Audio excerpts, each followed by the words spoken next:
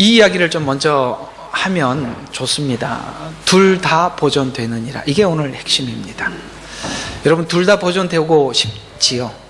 오늘 이 마태복음 이야기들을 이렇게 뚝뚝 잘라서 설명을 할 것 같이 보여져요. 왜냐하면 저번 주에 이야기하고 이번 주 이야기, 다음 주 이야기가 계속 내용이 다른 이야기로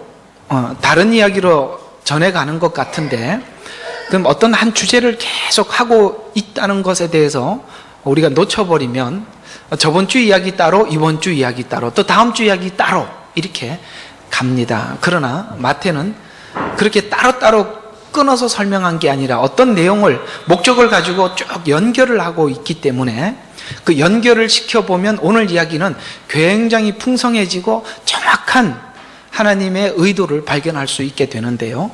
한번 본문을 잠깐 성찰해 보도록 하죠. 자, 무슨 이야기인지 본문을 한번 잠시 살펴봅시다. 앞에 보지 마시고 한번 본문을 봅시다. 자, 그때 요한의 제자들이 주께 와서 말씀드리기를, 이건 이렇게 어떤 사건이 전환됐다는 이야기가 아니라 사건이 이어지고 있다는 이야기입니다. 지금 그때라는 어떤 이야기였냐면, 예수님이 저번 주에 마태라는 죄인의 집에 들어가셔서 식사를 했다고 그랬잖아요. 지금 바리새인들이 이렇게 생각을 했지 않습니까?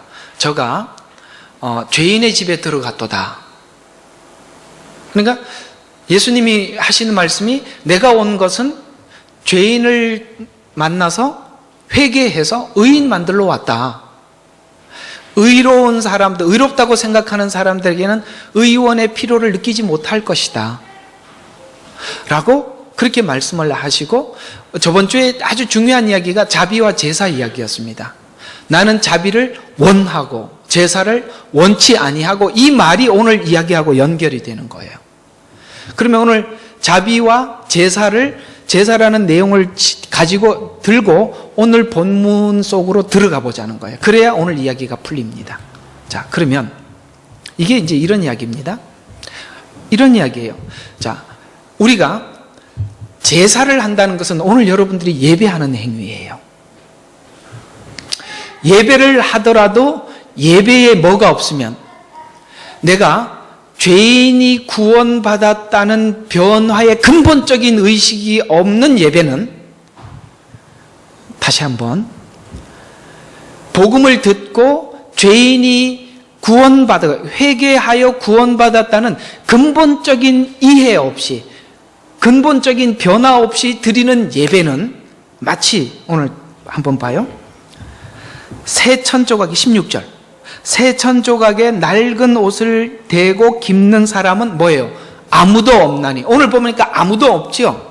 또 아무도 없다는 말이 17절에 또 나옵니다. 새 포도주를 낡은 부대에 붓는 사람이 아무도 없대요. 자, 보십시오. 낡은 천 조각이 있어서 어떤 부분이 낡아서 심하게 낡은 부분들을 오려내고 새 천 조각을 갖다 붙이는 사람은 상식적으로 없지요. 왜냐하면 새 천 조각은 힘이 세잖아요. 낡은 조각은 힘이 약하잖아요. 그래서 그 힘센 새 조각이 낡은 조각을 찢어지게 만들 뿐이지, 그렇기 때문에 상식적으로 그렇게 하는 사람은 없다는 거죠. 또 하나는 새 포도주를 가지고 왔다면 낡은 부대에 붙는 사람은 아무도 없어요. 무슨 이야기냐?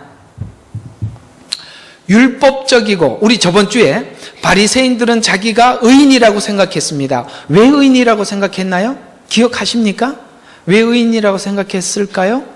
그들은 하나님 앞에 예배하고 제사를 드리는 한 의인이라고 생각하고 있습니다.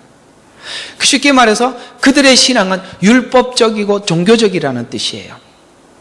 그러니까 율법적이고 종교적인 사람이 복음을 한 군데다 덧붙인다고 한다면, 그러니까 복음을 새천이라는, 그러니까 오늘 이게 새천이라는 것은 복음을 이야기하고 새 부대도 복음을 의미하는 거예요. 그런데 자, 복음을 가지고 옛날에 율법적이고 종교적인 신앙생활을 하는 사람에게다가 복음을 갖다 붙여버리면 이건 어색하기 짝이 없다는 거죠. 또 하나는 낡은 가죽 부대에 새 포도주가 왔는데 그 새 포도주를 낡은 부대에다 넣으면 나중에 이렇게 팽팽해져서 당연히 찢어지죠. 그런 사람은 아무도 없단 말이에요. 여러분, 아무도 없다고요. 아무도 없어요. 그래서 여러분이 지금 빨리 정리해야 될 부분이 뭐냐면, 오늘 이 이야기는 여러분의 신앙이 죄인이 구원받은 하나님의 복음을 이해하지 않는 상태에서 하는 예배, 그걸 이해하지 못하는 신앙 율법적인 생활들은 이거는 어색하기 짝이 없다는 거예요.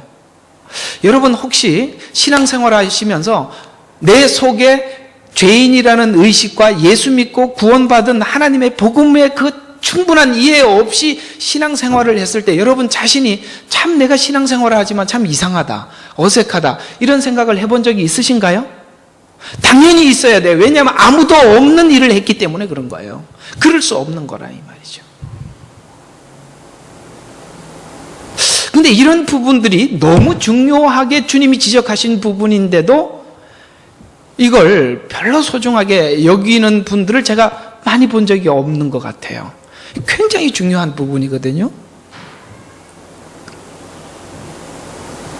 자, 그래서 이제 오늘 교재를 한번 보시면, 근본적인 변화 없이 종교 행위를 한다면 의롭다고 믿는 믿음에서 출발한 제사, 죄인이라고 믿는 믿음에서 자비를 얻은 믿음에서 출발하지 않으면 그 자체가 참 어색할 수밖에 없다는 것인데, 오늘 그 어색한 것 중에 한 예를 금식으로 들었어요. 금식. 자, 마태복음 6장 한번 잠깐 성경을 한번 보시죠. 마태복음 6장 1절 한번 잠깐 봅시다. 자, 사람에게 보이려고 그들 앞에서 자선을 베풀지 않도록 조심해라. 여러분, 복음의 충분한 이해가 없이 하는 것에서 세 가지 예를 드는데요. 하나는 구제, 두 번째 기도, 세 번째 금식. 이게 6장에서 드는 예예요. 자, 그러면 복음에 대한 충분한 이해가 없이 우리가 금식을 한다든가 기도를 한다든가 구제를 하는 것은 자랑하고 싶어하는 자기 마음을 감출 수가 없어요.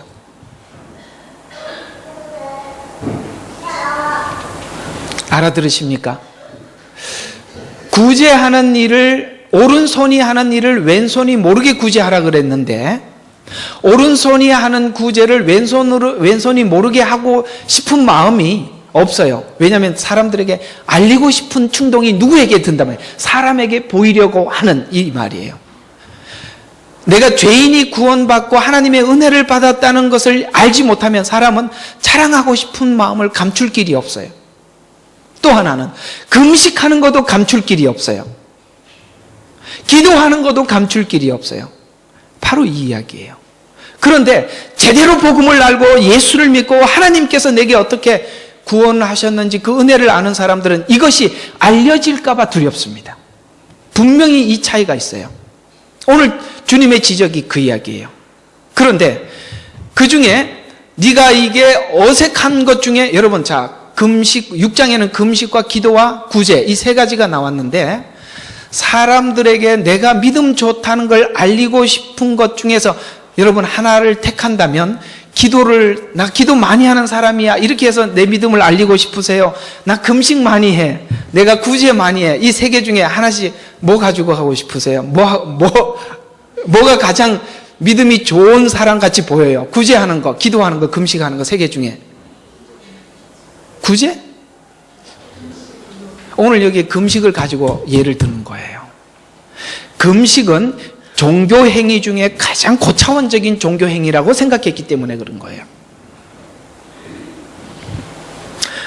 저 사람이, 그러니까 보통 사람들이, 어떤 분은 명함에다가 40일 금식기도 3번 이렇게 적은 분도 계시더라고요. 그러니까 나 이만큼 세다는 거죠. 나 믿음이 이렇게 좋은 사람이다, 이런 이야기를 하는데, 어쨌거나 나는 어디 구제해 이렇게 하는 것보다 사람들이 금식 기도를 한다면, 구제는 돈만 있으면 할 수 있는 거지만 이 금식은요 정말 하나님 앞에 생사를 가름하는, 결단 없이는 불가능한, 왜냐하면 저는 금식을 거의 못하거든요. 그래서 오늘 이 금식 이야기를 주제로 삼는 거예요. 이제 오늘 이 이야기가 왜 앞에 금식 이야기가 나오고 뒤에 그 생배와 낡은 배와 그 다음에 그 생배 가죽, 그 다음에 포도주와 가죽 부대 이야기 그렇게 나오는지 이제 감이 잡히시죠. 네. 그래서 너희가 율법적이고 종교적인 이런 모든 행위들이 복음을 전제로 한 여러분들의 신앙생활이 자연스럽게 돼야지, 이 복음을 이해하지 못한 상태에서 하면 모든 것들이 자랑이고 사람들에게 알리고 싶어하고 이런 충동을 감출 수가 없다. 주님은 이렇게 얘기를 하는 거예요. 여러분들이 복음을 정말 제대로 잘 이해하고 있는가 없는가는 이런 하나님 앞에 하는 이런 것들이 내가 어떤 마음으로 하고 있는지 체크를 해보시면 나는 정말 참 믿음을 가지고 있구나, 나는 아니었구나, 혹 지금까지 아니었구나라는 생각이 많이 들으셨다면 오늘부터 고치시면 돼요. 항상 늦었다고 생각할 때가 빠르니까요. 그래서 이 믿음을 가질 때에만 성경에서 원하는 진정한 금식이 되는데, 그러면 왜 오늘 예수님은 이 금식을 가지고 설명을 하고 있는지 이렇게 한번 봅시다. 이사야서 58장 1절과 7절에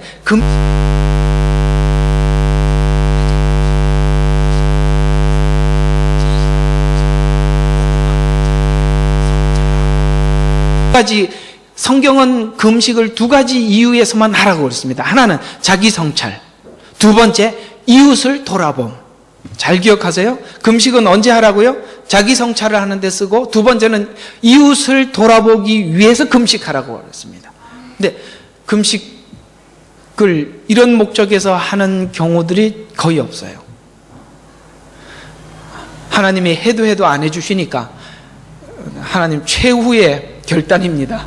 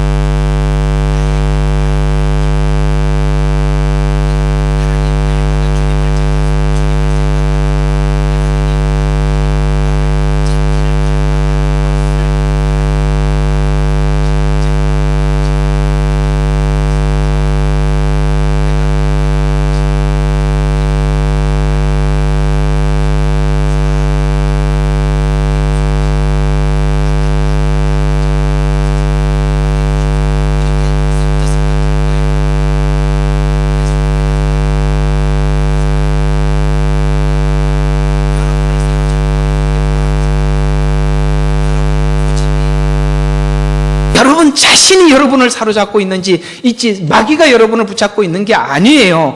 여러분의 그 욕심과 고집을 사용하는 거예요, 마귀가. 그러면 여러분의 고집과 욕심이 없어지면 여러분을 붙잡고 사용할 길이 없어요. 그러면 여러분은 자연스럽게 그 결박에서 풀어지는 거예요. 여러분 자신과 싸우는 게 금식이에요. 그래서 뭐예요? 사악한 결박을 풀어주는 거예요. 또 하나는 무거운 짐을 벗겨주고, 이게 죄예요. 죄와 싸우는 게 금식이란 말이에요. 또 뭐예요? 억압받는 자들을 놓아주며. 내가 그 다음에 앞에 있는 거는 자기 거라면 그 다음에는 누구 거냐면 이웃을 향해 가는 거예요. 내가 이렇게 여러분 내 욕심 때문에 뭔가를 사람들을 괴롭히고 이렇게 안 놔주고 있는 것들을 풀어주는 거예요. 다 이렇게 손을 놓는 일이에요. 이게 금식이에요. 모든 멍에를 꺾는 것이 아니냐. 굶주린 자에게, 이웃을 향해 가지요. 굶주린 자에게 양식을 나눠주며 방랑하는 자들에게 내 집에 데려오고 오는 것이 아니겠느냐. 또한 벗은 자를 보면 입히고, 또 하나는 내 골육이 뭐냐. 친척을 이야기하는 거예요. 친척과 원수진 일이 얼마나 많아요. 골육으로부터 자신을 숨기지 아니하는 것이 아니겠느냐 라고 말씀하고 있는 거예요. 자, 그러면 보십시오. 이거는 제사예요? 아니면 자비예요? 이 내용들이 자비예요. 내가 하나님 앞에 자기 자신을 돌아보고 주님을 더 닮은 자로서 자비로운 자가 되는 거예요. 그러니까 남을 놓아줄 수 있는 거예요. 바로 주님이 원하는 금식은 바로 이거예요. 자비예요. 구약도 하나님이 제사를 설명한 것이 아니라 자비와 은혜를 설명했던 거예요. 여러분이 지금 가지고 있는 믿음은 하나님 앞에 은혜의 복음이에요. 은혜의 복음이에요. 그래서 복음의 가치를 모르면 금식을 목적에 맞는 금식 기도를 할 수가 없고, 금식은 자신의 종교적 자랑이 될 수밖에 없다라는 이야기입니다. 진정한 목적을 모르고 금식을 한다면 자비가 이웃에게 전달되지 않는 결과를 생각해 보십시오. 그래서 똑같은 이사야서 58장 3절부터는 이렇게 이야기합니다. 이 사람들이 금식을 많이 했는데도 하나님이 들어주지 않아요. 그래서 이렇게 이야기하는 거예요. 금식을 하였는데도 어찌하여 주께서 보지 아니하시나이까? 이런 일이 있다 없다? 있다. 금식을 했는데도 하나님이 안 돌아보셔요. 우리가 우리의 혼을 괴롭게 하였는데도, 그러니까 여러분, 금식은 자기 자신을 괴롭게 하는 일이에요. 괴롭게 하였는데도 어찌하여 주께서는 알지 못하나이까? 돌아보지 않고 알지 못한다. 왜요? 목적이 잘못됐으니까. 보라, 너희 금식하는 날에 금식을 하면서, 아까 하나님이 원하는 금식이 뭐였어요? 자, 기쁨을 찾으며 너희 일꾼들을 억압하는도다. 여러분, 아까 주님이 원했던 금식과 지금 금식은 판이하게 다르죠. 아까는 억압받은 자들을 놓아주는 것이 금식의 목적이라고 했는데, 금식하면서 뭘 하고 있어요? 도리어 금어지죠. 지금 그러면은 금식을 어떤 목적으로 한 거예요? 내 목적을 관철시켜달라고 하나님 앞에 생떼를 쓰는 금식을 했다, 이 말이에요. 주님은 어때요? 금식을 그렇게 하는 것은 아니에요.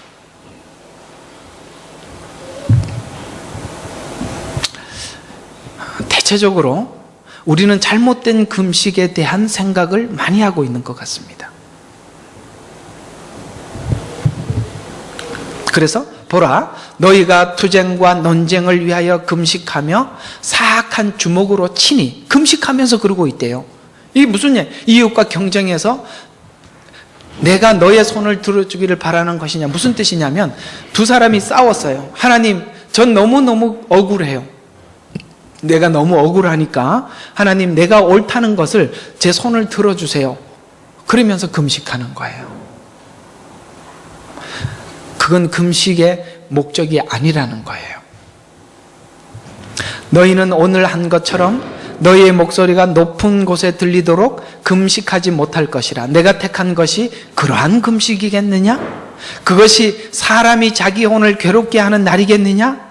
이것이 자기 머리를 갈대처럼 숙이고 자기 밑에 베옷과 죄를 펴는 것이겠느냐? 너는 이것을 금식이라고 부르며 주께 받아들여질 만한 날이라고 하겠느냐? 라고 하나님이 계속 역으로 질문하는 거예요. 네가 지금 금식하는 그 태도가 옳으냐? 이렇게 묻는 거예요. 우리 대답해야죠. 옳지 않습니다. 자, 지금까지 우리가 추구해왔던 그릇된 신앙관을 돌아보고 근본적인 변화가 있어야 하고 변화됨에 새 포도주를 담아야 한다고 금식 이야기를 하고 그 뒤에 이렇게 설명을 하고 있는데, 근본적인 변화가 무엇이냐면 바로 오늘 예수님께서 일생을 통해서 보여준 거예요. 자, 예수님께서 일생을 통해서 보여준 게 뭐냐면, 누구든지 나를 따라오려거든, 주님을 따라가고 싶지요. 주님을 따라오려거든 자기를 부인하고, 이게 뭐냐면 예수님의 성육신이 자기를 부인한 모습을 우리에게 보여주신 사건이에요. 왜요? 예수님은 하나님이심을 버리시고 인간이 되셨잖아요. 여러분, 주님 앞에 변화된 그리스도인, 새 사람 된 그리스도인이라는 게 뭐냐면, 지난날 가지고 있었던 여러분의 인생의 목적과 생각과 모든 세계관에서부터 바꿔지는 거예요. 그게 성육신이에요. 바꿔져야 돼요. 누리려고 하는 것, 성공하고 싶어하는 모든 것에서 내려놓고 따라가셔야 돼요. 바로 예수님은 하나님이라는 그 권세 있는 그 자리를 포기하고 인간의 모습으로 오셨어요. 여러분, 하나님이 인간이 됐다는 건 그냥 우리가 대충 넘길 일이 아니라 평생 하나님 앞에 기가 막힐 이야기예요. 어떤 의미에서 기가 막히느냐? 여러분, 무한히 유한이 된다. 이건 마치 이 세상의 최고의 부자가 최악의 거지가 되는 것보다 더 심한 겁니다. 여러분, 이런 상상 한번 해보셨습니까? 최고의 부자가 최악의 거지가 돼서 과연 이 사람이 살 수 있을까? 이런 상상을 저는 해봤거든요. 그런 상상을 많이 해봐야 성경도 풀려요. 성경은 깊은 상상력이 필요합니다. 과연 가능할 일이라고 생각하십니까? 그 불가능한 일이에요. 그런데 무한히 유한이 되었다. 숨 쉴 수 있을까요? 숨 쉬기도 힘들 겁니다. 무한히 유한이 된다는 건. 시간 없는 무한이 시간 속에 들어왔다는 거예요.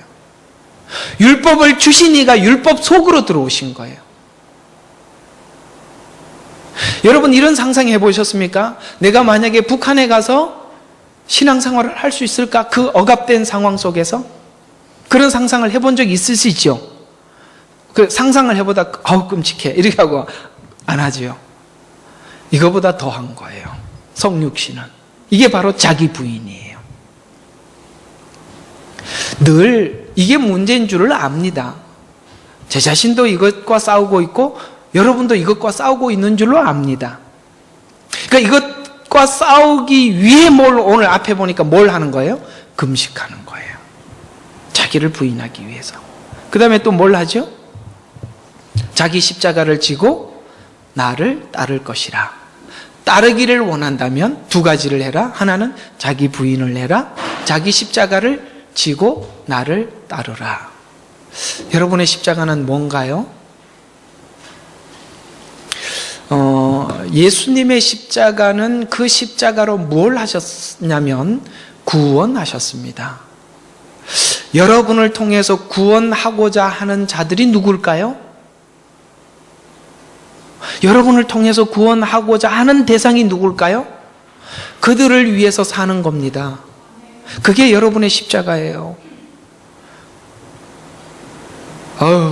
저 남편이, 저 아내가, 저 자식의 십자가지 라는 말은 맞지만, 그러나 그거는 너무 낮은 수준에서 대답하는 것이고, 여러분들이 그를 구원하기 위해서 어떻게 살아야 되는가 구체적인 법을, 그러니까 내가 그냥 견디는 정도가 아니라 그가 감동하도록 돌려줘야 합니다. 우리는 어디밖에 못하죠? 주님, 제가 말 안 하고 견디는 것만 해도 엄청나게 하는 겁니다. 이 정도로는 안 되는 거예요. 그건 율법적 수준에서 그쳤기 때문에 더 못 나가는 거예요. 그러나 은혜를 알고 주님이 여러분을 향해서 얼마나 견디셨는지 안다면 그를 위해서 우리는 더 많이 견딜 수 있고 뿐만 아니라 견디는 걸 넘어서서 그를 위해 살 수 있는 사람이 될 수 있습니다.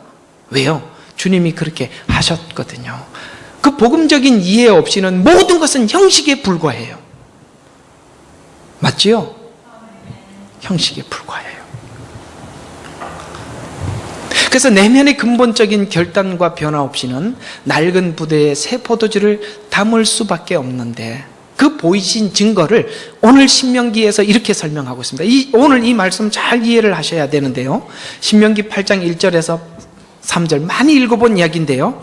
내가 내게 명령하는 모든 계명들을 너희는 지켜 행하라. 그러면 너희가 살고 번성하고 주께서 너희 조상에게 약속하신 그 땅에 들어가서 그것을 차지하리라. 주 너희 하나님께서 이 40년 동안 광야에서 너를 인도하였던 모든 길을 너는 기억해라. 자, 여러분, 광야 생활을 하나님이 왜 인도하셨을까? 오늘 신명기 8장 이야기들은 마침내 복을 주려 함이라. 이 복에 너무 맞춰져 있는데 이 복이 무슨 뜻인지 오늘 정확하게 한번 맞춰보겠습니다. 자, 이렇게 나옵니다. 이는 너를 겸손하게 하고. 여러분, 광야 생활을 통해서 뭘 했다고요? 하나님이? 목적이 우리를 겸손하게 하는 거예요. 자, 어떤 식으로 겸손하게 했는지 설명해 할게요. 하게 하고 시험하사 내가 주의 명령들을 지키는지 그렇지 않는지 내 마음속에 있는 것을 알게 하게 하라. 자, 잘 들어봐요. 네 속에 뭐가 있는지 알게 하기 위한 것이 시험이었다는 거예요. 네 속에 뭐가 있는지 보여주려고 보여주고 싶었어요. 뭘 통해서? 광야 생활을 통해서. 여러분, 하나님께서 여러분에게 주시는 모든 환난은 여러분 속에 뭐가 있는지 알려주고 싶어서 하시는 일들이에요.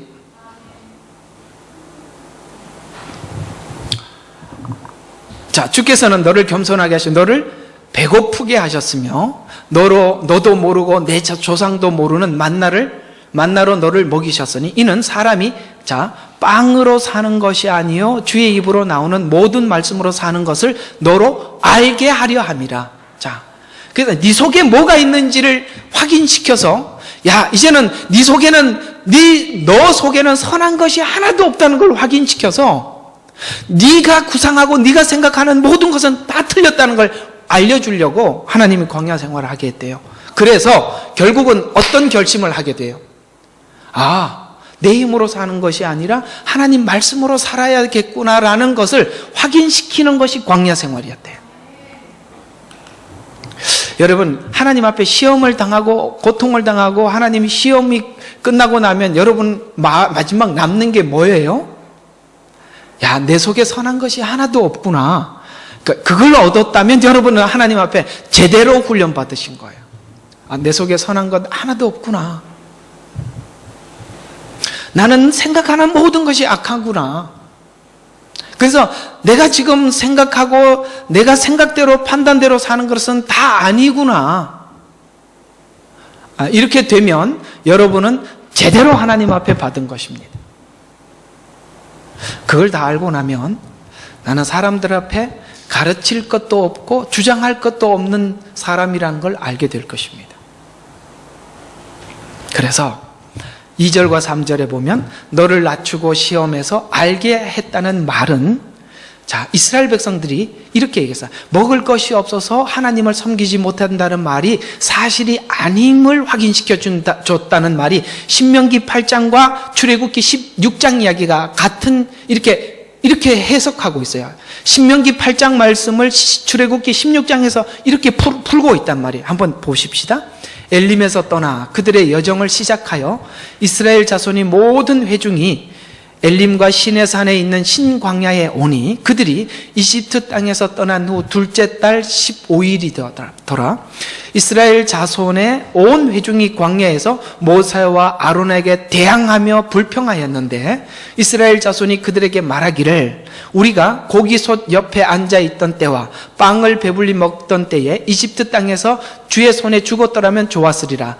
너희가 우리를 이 광야로 데리고 나와 온 무리를 굶겨 죽게 하는도다 하더라. 그때 주께서 모세에게 말씀하시기를 보라, 내가 너희를 위해 하늘로부터 빵을 비처럼 내리리니 백성들은 나가서 매일 일정한 양을 거둘 것이요 이로써 나는 그들이 내 법대로 행하는지 행하지 않는지 시험하리라. 자, 이 본문을 그대로 연결해서 오늘 이 본문이 말하는 광야 생활의 목적이 뭐냐면 2절과 3절에 보면 광야 생활 가운데 너의 의복과 신발과 밥 굽는 날이 없었지만 너희들은 계속 죄를 지었다라는 걸 확인시켰다는 거예요. 무슨 뜻이냐면 우리는 하나님 앞에 늘 하는 말이 하나님, 나는 외부적인 조건이 충분하지 않아서 하나님 잘 못 섬겨요 라고 하는데 아니야. 외부적인 조건을 다 충족시켜줘도 죄는 밖에서 들어오는 게 아니라 네 속에 나오고 있잖아. 이걸 보게 하시더라는 거예요. 여기 누가 아멘하지 못할 사람이 누가 있냐 이 말이에요. 이걸 확인하지 않는 상태에서 우리가 신앙생활하는 건 다 형식이고 거짓이라니까요.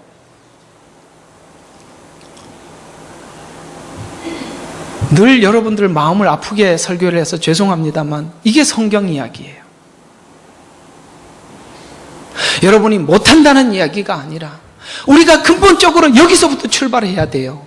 여기서 출발하지 않는 건 전부 다 이상해져 가는 거예요. 그래서 교회가 너무 이상해져 가는 거예요.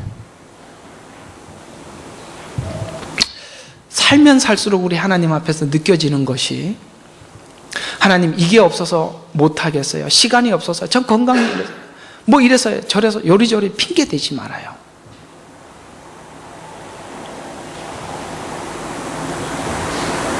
죄는 아무리 여러분의 조건을 충분히 충족시켜줘도 계속 그들이 외친 것은 우리가 애굽에 있을 때 이거 먹었으면 좋겠다, 저거 먹었으면 좋겠다. 야, 죽을 거기서 매장지가 없어갖고 여기서 스스로 걸어와서 여기서 죽게 만드는도다. 이런 헛소리나 하고 앉아 있는 거예요. 이런 헛소리만 하고 앉아 있는 거예요. 그래서 하나님은요, 너무 감사하게 8장 16절에 이렇게 말씀. 그래서 광야 생활을 해서 겸손하게 하고 낮추게 한다 그러잖아요. 그래서 낮추는 게 끝나는 게 아니라 마침내 뭐예요? 복을 받게 하려 함이라. 할렐루야. 얼마나 고마워. 하나님은요, 여러분들에게 잘못한 것을 확인시키는 게 끝이 아니에요. 그러면요, 우리 하나님 믿을 마음, 믿을 맛이 없죠. 하나님은 그렇게 해서 마침내 복을 주려는 거. 하나님은 그 다음을 생각하고 그렇게 하시는 거예요. 그 복이 뭘까요? 아마 여러분, 그 복은 정말 모든 환경과 조건을 초월한 기쁨과 감사와 감격이 아닐까요? 여러분, 없던 돈이 생겨서 공돈이 생겼어요. 많이. 참 좋지요. 그때 좋아본 적 있죠. 뭐 평생 그런 적이 없다. 그런 일은 없죠. 있겠죠. 하다못해 길 가다가 돈이라도 주워 본 적이 있겠죠. 근데 예수님 만나서 성경에 이렇게 얘기합니다. 성경에 이런 말씀이 있죠. 갑자기 생각이 안 나네.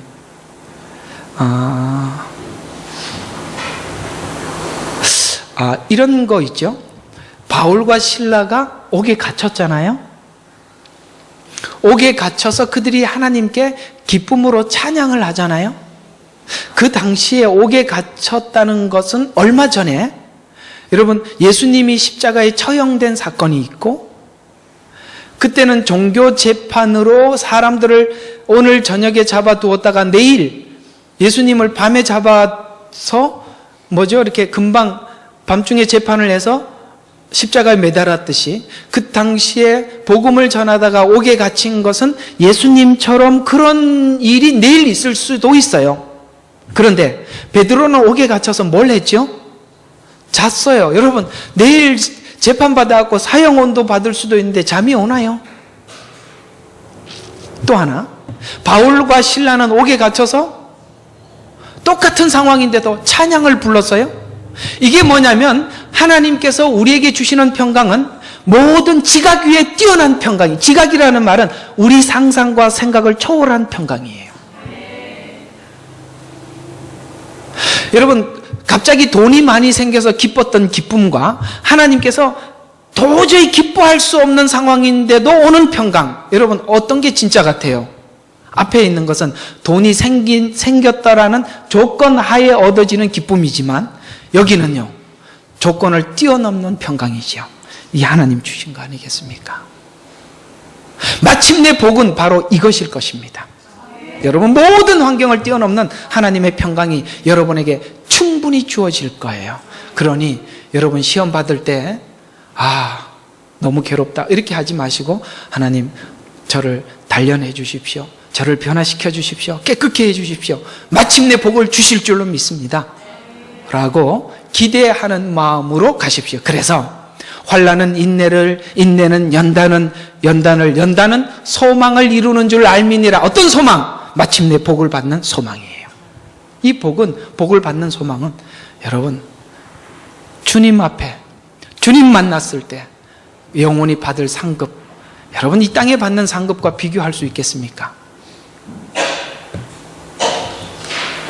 자, 이 훈련 없이 종교 생활을 한다면 종교 생활은 자랑과 교만이 될 뿐이고, 말씀은 모든 영역에서, 이게 없이 되면 말씀은 모든 영역에서 사사건건 충돌하게 돼요. 여러분, 바리새인들과 서기관과 제사장과 예수님은 한 번도 합치한 적이 없어요. 사사건건 충돌이 되고 사사건건 짐이 되는 거예요. 아셨습니까? 마태복음 9장 16절과 17절에 새천 조각을 낡은 옷에 대고 깁는 사람은 아무도 없나니 이는 기운 헝겊이 그 옷을 당기어 더 흉하게 찢어지기 때문이라. 맞지요? 지금 새천 조각은 힘이 있고 낡은 것은 힘이 없어서 기워놨더니 누가 힘이 더 세? 새천 조각이 힘이 세서 찢어질 수밖에 없어요. 그런 바보는 없는데 너희들도 그런 바보 짓은 하지 마라, 이런 이야기겠죠? 또 새 포도주를 낡은 가죽 부대에 붓는, 자 그러면 새천 조각은 복음이에요. 새 포도주도 복음이에요. 같은 복음이에요. 그러면 낡은 천은 뭘까요? 율법이에요. 제사예요. 왜요? 그 앞에 있는 이야기가 뭐예요? 나는 제사를 원치 않고 자비를 원하노라, 이렇게 말씀하셨던 것처럼 종교적 신앙이에요. 여러분, 신앙이 종교적 행위를 한다고 신앙이 좋은 게 아니에요. 당연히 좋은 신앙에서 나오는 열매일 뿐인 거예요. 여러분의 신앙이 좋아지면 당연히 종교적 생활이 훌륭해져요. 기도하게 되어 있고 봉사하게 되어 있고 그러는 거예요.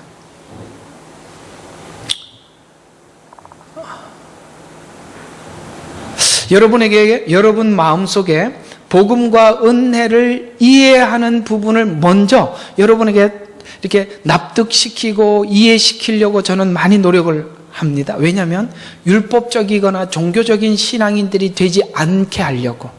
그러니까 이쪽으로 여러분을 교육시키려고 했더만 벌써 할 얘기들이 많았어요.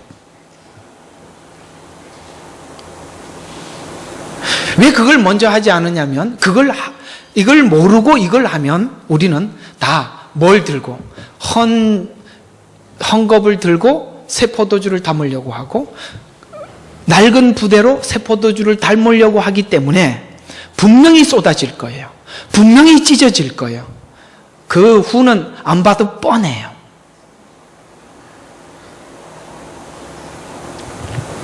여러분 마음속에 자발적인 마음이 우러나올 때가 되었기 때문에 언제 그런 반응이 나타날까 아주 열심히 기다리고 있습니다. 누가? 제가요. 이제는 그럴 때가 돼. 가끔씩 막 이렇게 마음이 많이 힘들어. 때가 됐는데 반응이 없지, 이런 생각이 많이 들긴 해요. 미안하죠. 괜찮다. 알았습니다. 자, 새 포도주는 낡은 가죽 부대에 붓는 사람이 아무도 없나니 그렇게 하면 가죽 부대가 터져서 포도주도 이게 잘못 적었네. 포도주도 쏟아지고 부대도 망가지게 되나 새 포도주는 새 가죽 부대에 부으면 둘 다 보존되느니라. 그러면 복음은 죄인이 변화된 은혜를 받은 자가 담아야 그 모든 것이 스스로 자발적으로 되는 건데, 그것이 없는 상태에서 받아놓으면 서로 어색하고 결국은 터지든지 찢어지든지 반드시 그런 결과가 나타나게 되는 거예요.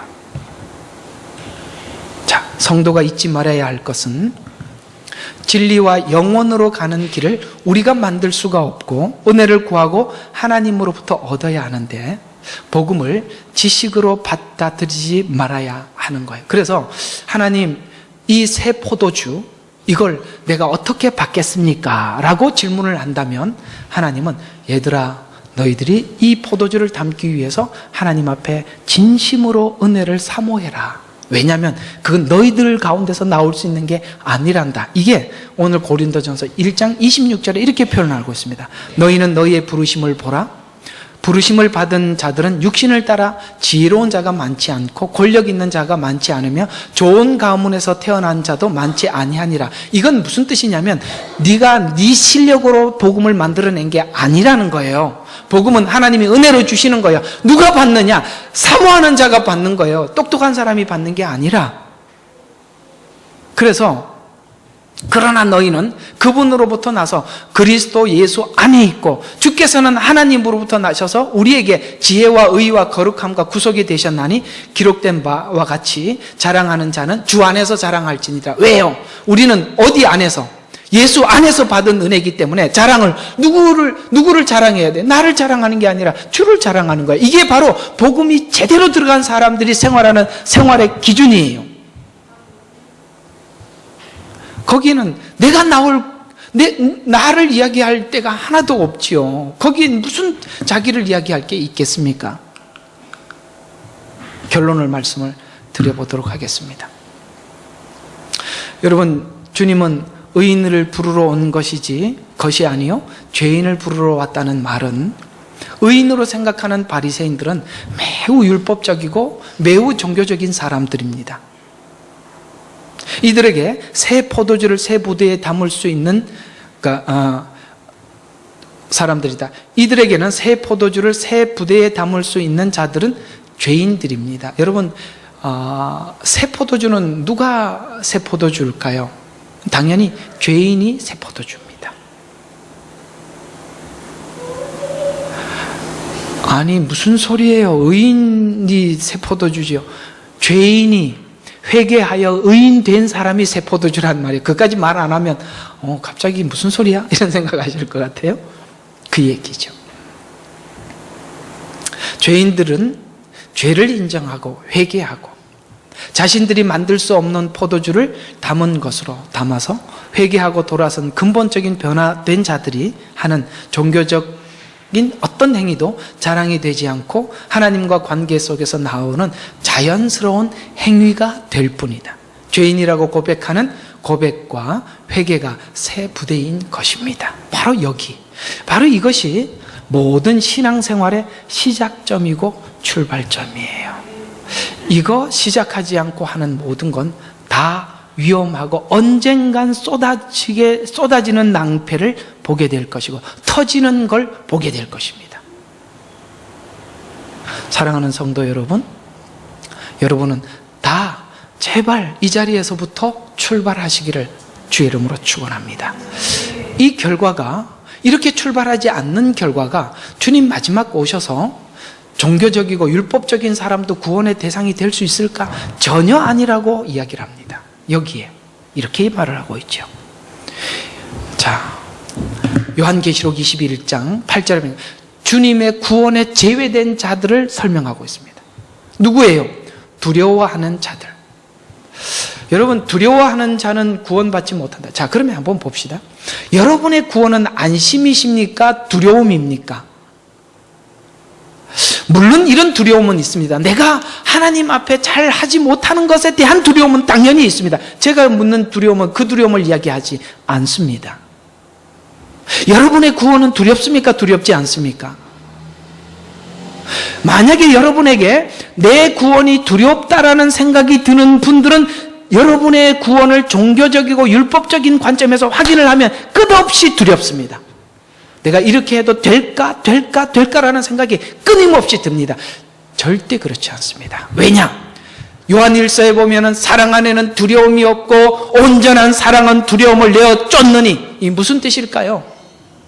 여러분, 사랑 안에는 두려움이 없대요. 무슨 사랑? 내가 주님을 사랑하는 것이 아니라 주님이 나를 사랑하는 확신 속에는 두려움이 없어요. 여러분, 우리는 못하는 것에 대해서 모두가 인정을 합니다. 그러나 하나 확실한 게 있습니다. 하나님이 나를 사랑하는 것에 대해서는 조금 더 의심하지 않습니다. 그런 자들에게는 두려움이 없어요. 여러분, 바로 이게 구원의 확신이에요. 두렵습니까? 그렇다면 여러분의 신앙이, 이 두려움은 분명히 율법적이거나 종교적인 신앙 위에 세워져 있기 때문에 두렵습니다. 주님이 나를 붙잡은, 주님이 나를 구원하신, 주님 안에 있는 구원이라는 구원을 확신하는 자들에게는 결코 두려움이 없습니다. 그래서 두려워하는 자들, 이해가 가십니까? 두려워하는 사람들은 무조건 두려워하는, 이 두려워하는 자들, 그러면 아주 너무 쉽게 사람들이 생각해서, 야, 이게 요한계시록 21장이잖아요. 막 칼을 앞에다 대고 죽을래 살래, 예수 믿을래 말래, 그때 막 벌벌 떨면 지옥 가는구나, 이렇게 생각해. 너무 단순한, 진짜 참 성경도 어떻게 그렇게 푸는지 모르겠어요. 그 얘기가 아니에요. 여러분 신앙 속의 두려움은요, 분명히 조건을 가지고 있기 때문에 두렵습니다. 우리의 구원은 조건 없음이에요. 뭐예요? 은혜예요. 하나님의 자비로 된 거예요. 두려워하는 자들과 또 뭐예요? 믿지 아니하는 자들. 예수를 믿는 믿음이 아닌 자신의 율법적 조건을 믿는 자들. 그 다음에 가증스러운 자. 여러분 두려워하는 자, 믿지 않은 자, 가증한 자는 셋 다 떨어져 있는 게 아니라 묶여 있는 자들이에요. 어떻게 묶여져 있냐? 자, 두려워하는 것은 아까 말씀드린 거죠. 그 다음에 믿지 아니하는 자들이라는 말은, 자, 요한복음 3장 16절에서, 자, 우리 다시 한번 확인하고 넘어갑시다. 왜냐하면 여러분들이 요한복음 3장 16절을 어떻게 보느냐를 확인해 보면 성경을 어떻게 보는지 알 수 있어요.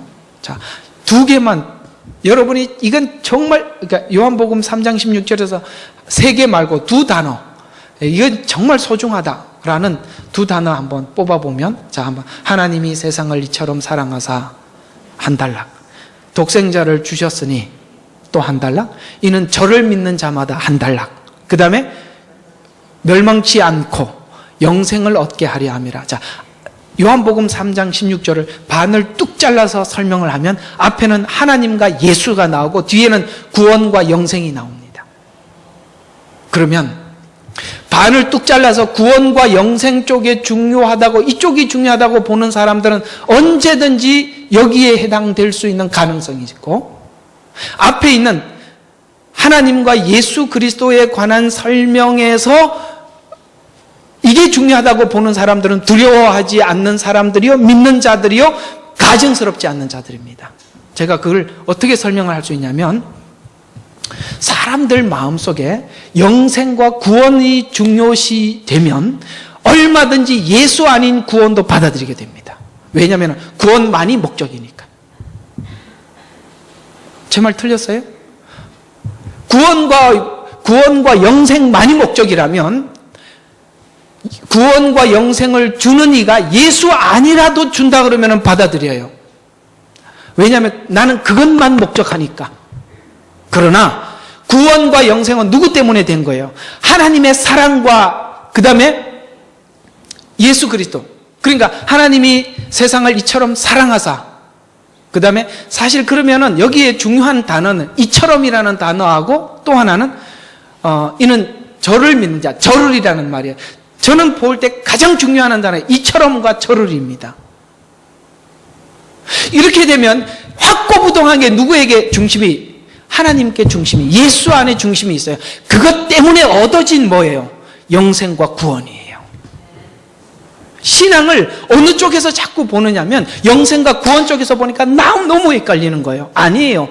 이처럼과 그가가 가장 중요한 단어예요. 저희 교회는 이걸 설명하고 있는 거예요. 제 메시지는 이걸 설명하고 있는 거예요. 이처럼과 그가가 여러분에게 전부가 되면 되는 거예요. 그러면 그 안에 뭐가 있어요? 영생도 있고 구원도 있어요. 믿습니까? 바로 이 부분이에요. 이 부분의 차이예요. 그러면 한번 이렇게 신앙을 가지고 있다고 본다면, 여러분 그가, 이처럼과 그가가 내게 구원을 줬다면 내 마음속에 두려움이 없지요. 왜냐하면 그분이 주신 거잖아요. 나는 내가 마침내 복을 주실 줄로 믿잖아요. 하나님의 사랑은 변함이 없다고 성경에는 그렇게 증명하고 있어요. 더 이상 하나님의 그 말씀과 성취에 대해서는 우리는 조금도 의심하지 않아요. 왜냐하면 성경은 그걸 증명하니까 그건 의심할 게 하나도 없어요. 그러니까 두렵지 않습니다. 그러니까 하나님을 믿지요. 그러니까 내 신앙생활은 당연히 가증스럽지 않아요. 있는 그대로 표현하는 거예요. 만약에 이게 반대로 구원과 영생만이 조건이고 조건으로 가게 되면 이게 불안하잖아요. 여러분 자신에 대해서 얼마나 불안해요. 그러니까 두렵지요. 그 불안한 만큼 하나님을 믿지 않는 거예요. 그러니까 당연히 우리 신앙생활은 이중생활이라서 가증스러운 거예요. 됐습니까? 오늘 이야기 꼭 머릿속에 꼭 새기고 가십시오. 참 이상한 사람들이 눈에 보이지 않기를 바랍니다. 야, 저 사람은 새 포도주라고 하는 복음을 외치는데 보니까 야, 생배 조각에다가 포도주를 담아서 야, 찢어지는 게 보인다. 이런 사람이 되지 않기를 바랍니다. 새네. 새는데도 안 새는 척하고 감추려고 하니까 가정스럽게 살 수밖에 없어요. 반드시 터지게 되어 있고 반드시 찢어질 수밖에 없는 신앙생활 하지 마십시오. 처음부터 다시 나는 이때까지 신앙생활 이렇게 밟아왔는 거 아까워서 그거 버리라고. 그렇게 우리 모두 다 하나님이 요구한 믿음 안에서 천국 가서 함께 얼굴 뵙기를 주의 이름으로 축원합니다. 기도하겠습니다. 하나님 아버지, 오늘 귀한 은혜 주셔서 감사합니다. 하나님, 새천 조각을 낡은 천에다 대는 사람이 아무도 없고 새 포도주를 아버지 하나님 낡은 가죽 부대에 붓는 사람이 아무도 없다고 했는데 하나님, 혹시 내가 생각하고 있는 신앙관 속에 하나님을 담고 있지는 않는지 돌아보게 해 주시옵소서. 내가 생각하고 있는 상상 속에 하나님을 담고 있는지, 내가 생각하고 있는 틀 속에 하나님을 담고 있지는 않는지 돌아보게 해 주시옵소서.